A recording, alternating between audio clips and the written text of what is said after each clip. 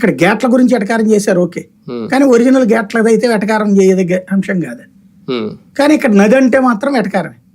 అదే సమయంలో గండి అంతకు ముందు పడితే పూడ్చలేదని చెప్పడం కూడా వెటకారమే. అంతకు ముందు పడే గండిని పూడ్చేది ఏంది?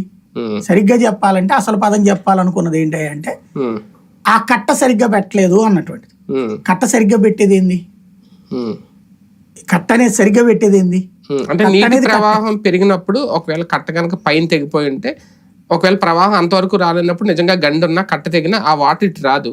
ప్రవాహం పెరిగినప్పుడు 8 లక్షల క్యూసెక్లు ఎంత వచ్చింది, అప్పుడు ఏమన్నా ఆ వాటర్ ఇటు వచ్చిందా? నిజంగా ఇంతకు ముందు పడిన కట్ట తెగి ఉంటే దాన్ని గత ప్రభుత్వం పట్టించుకోలేదా?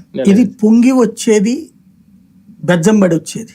అవును, ఇది పొంగి రాల, బెజ్జం పడి వచ్చింది, కట్ అయిపోయింది. కట్ట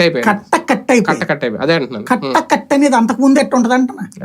కట్ట అంతకు ముందు కట్ అయితే అప్పుడే పూర్తి చేస్తారు కదా.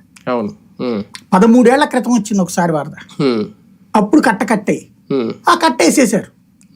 మళ్ళీ ఇప్పుడు కట్ అయింది. అక్కడ ఏంటంటే చేసే ఏకైక లోపం కట్టలు మట్టితో వేస్తున్నారు. అవును, ఇప్పటికీ మట్టితోనే వేస్తున్నారు. మట్టితో వేస్తే ఏమవుతుంది అంటే అక్కడ గోడ కట్టడం అవుతుందా?